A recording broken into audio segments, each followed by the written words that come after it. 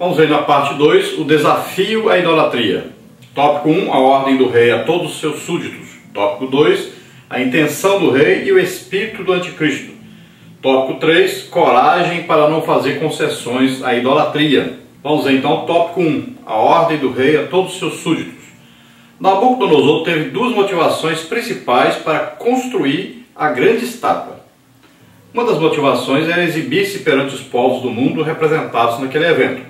As dimensões e a magnitude da estátua eram impressionantes, aproximadamente 27 metros de altura por 6 de largura. A soberba, arrogância e insolência do rei não tinham limites. A Bíblia diz que a soberba precede a ruína. Provérbios 16, 18. A segunda motivação de Nabucodonosor era o anelo de ser adorado como divindade pelos seus súditos. Por isso ele deu ordens para que todos os oficiais do reino se reunissem a fim de adorar a sua estátua. Daniel 3, de 1 a 7. Então imagine aí uma estátua de 27 metros de altura. São mais ou menos 8 andares de um prédio. Essa imagem se destacava. Longe, muito longe se dava para ver aquela estátua. E, veja bem, numa época que não existiam prédios. Então, dava para se ver de muito longe. E parece que aí no campo de Dura era um campo, um lugar, talvez até para treinamento de guerras, alguma coisa assim, onde se cabia muita gente e onde se podia ver, bem de longe podia ver aquela imagem. E ali era um bairro de Babilônia, na verdade. Então veja só, todos reunidos ali, os grandes de todos os reinos, né, todos os que governavam, que tinham autoridade, estavam ali, foram trazidos exatamente com o objetivo de prestarem um culto àquela imagem e de se submeterem ao rei Nabucodonosor. Ali o objetivo, o grande objetivo de Nabucodonosor era que todos o adorassem agora como um Deus, que todos se submetessem e mostrassem uns para os outros que estavam aceitando a submissão ao imperador, ao rei Nabucodonosor. Todos teriam que reconhecê-lo agora como autoridade máxima, todos teriam que dobrar os seus joelhos como faziam diante dos deuses, dos muitos deuses que existiam no Império Babilônico. Porque cada nação conquistada tinha os seus próprios deuses. E até então o imperador não tinha ainda tocado nessa área.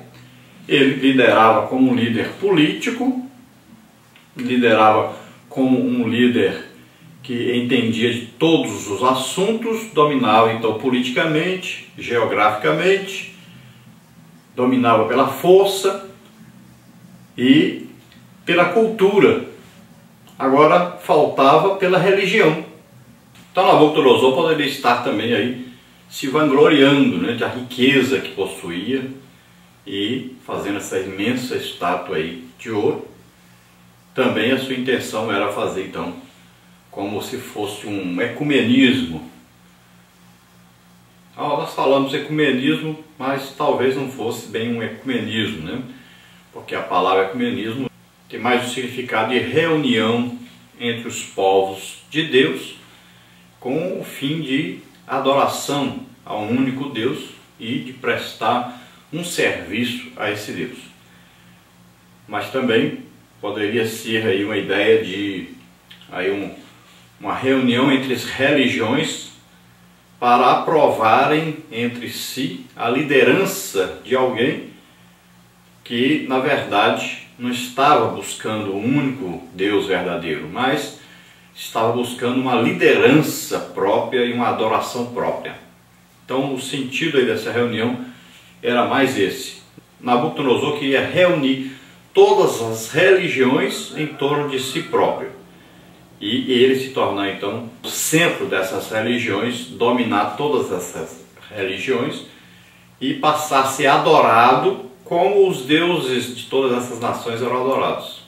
Agora, quando então o líder não consegue mais ser líder, ele obriga os seus liderados agora a seguirem-no pelo bem ou pelo mal. Então, se não querem, se não obedecerem, vão para a fornalha de fogo ardente. Essa foi a condição. Então eles tiveram que obedecer.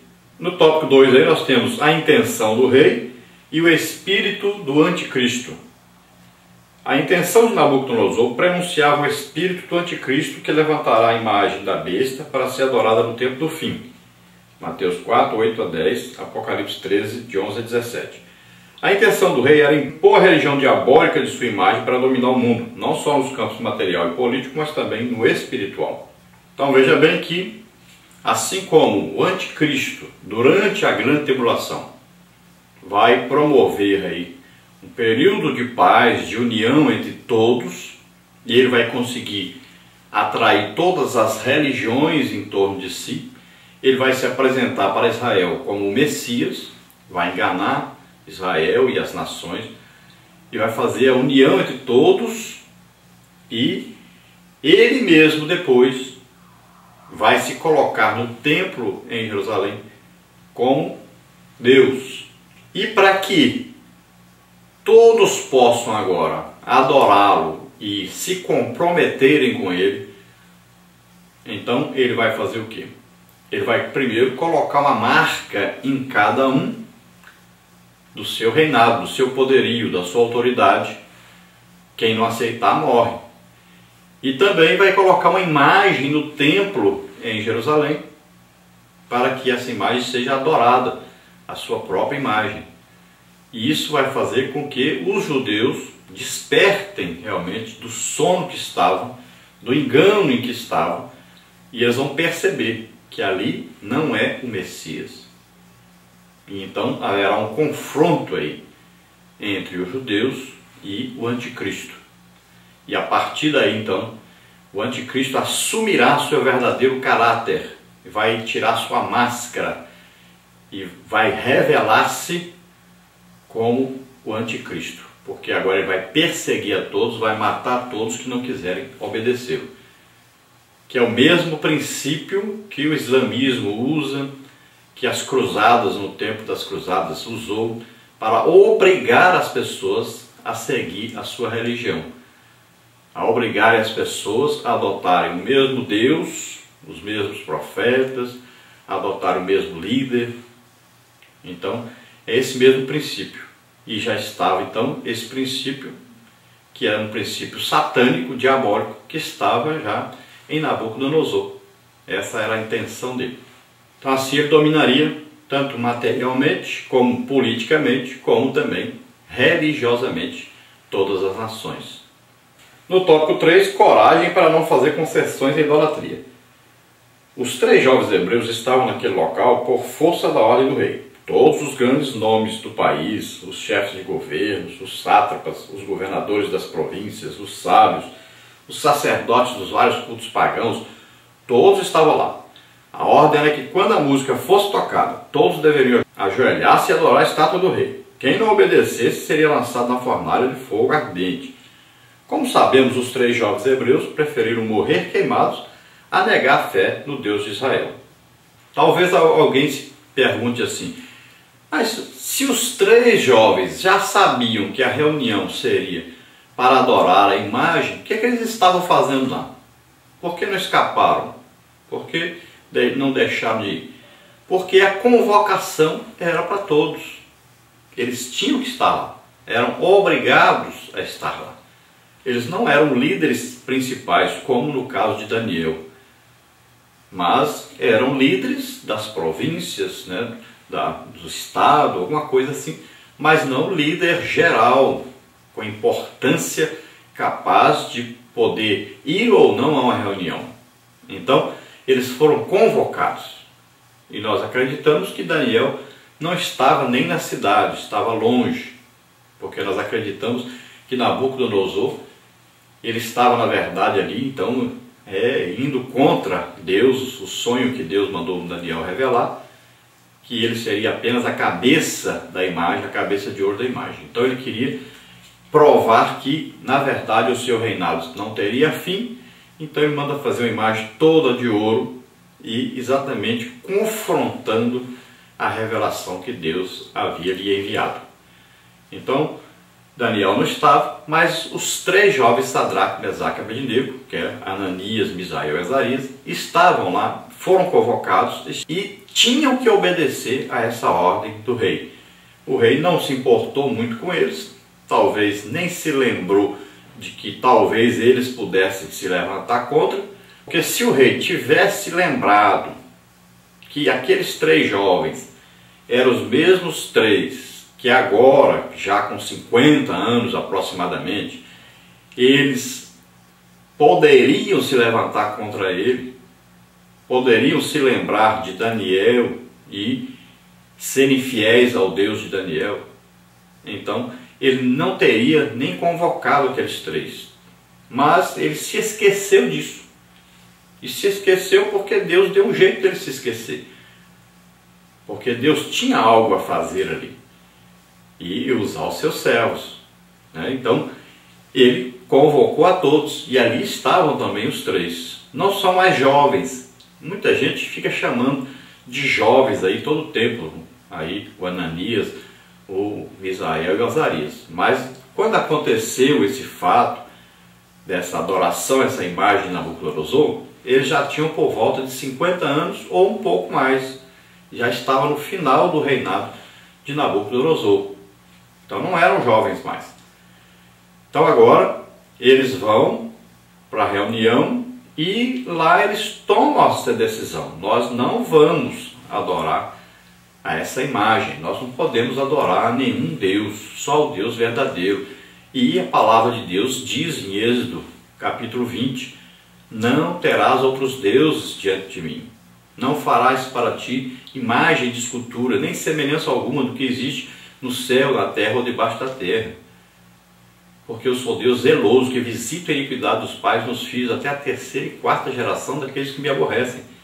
E lá diz, não te prostrarás perante elas, não te encurvarás perante essas imagens, não as servirás. Isso está escrito claramente. E eles não deixariam de cumprir essa palavra do Senhor. E também, eles não tinham medo de morrer. Porque a palavra de Deus também diz, lá em Isaías diz, ainda que você passar pelo fogo, as chamas não te queimarão. Então é uma promessa de Deus. E eles foram fiéis nessa promessa que existia na palavra de Deus. Acreditaram nessas promessas e obedeceram à palavra de Deus. Não obedeceram ao rei nem a ninguém. Eles tinham uma firme convicção de obedecer a Deus. Na parte 3, nós temos aí a fidelidade a Deus ante a fornalha ardente. Daniel 3, de 8 a 12. Então nós temos aí no tópico 1, os jovens hebreus foram acusados e denunciados. No tópico 2, a resposta corajosa dos jovens hebreus. E no tópico 3, reação à intimidação. Então vamos ver aí. Tópico 1. Os jovens hebreus foram acusados e denunciados. O rei foi informado da desobediência dos judeus. Ele ficou enfurecido e mandou que eles fossem trazidos à sua presença. Os jovens hebreus foram interrogados, mas mantiveram sua fidelidade ao Deus de Israel. Eles não se intimidaram diante das ameaças porque sabiam que Deus poderia intervir naquela situação. Então foi avisado. O arauto aí, que era ali como se fosse um pregador, gritou a todos ouvirem. Olha, quando a música tocar, falou todos os instrumentos vão tocar, e quando isso ocorrer, todos devem se ajoelhar e adorar a imagem do rei Nabucodonosor. Então veja bem, foi avisado. Mas quando a música tocou, todos então se dobraram diante da imagem, se ajoelharam ali e prestaram culto àquela imagem. A idolatria, ela indica exatamente isso, que a pessoa vai pegar e se prostrar diante de um objeto, ou de alguma coisa, ou de alguém, como se esse objeto, ou essa coisa, ou esse alguém, fosse o próprio Deus, tivesse o mesmo poder de Deus. Então a idolatria é exatamente isso. Então ali eles todos estavam entregues a uma idolatria agora. Eles estavam colocando uma imagem de um homem, de um ser humano, como se fosse um Deus, e estavam adorando essa imagem como se essa imagem fosse Deus. Então todos dobraram os seus joelhos, menos 3 pessoas, 3 senhores, né? Provavelmente com 50 anos. Então todos, de repente, quando olharam,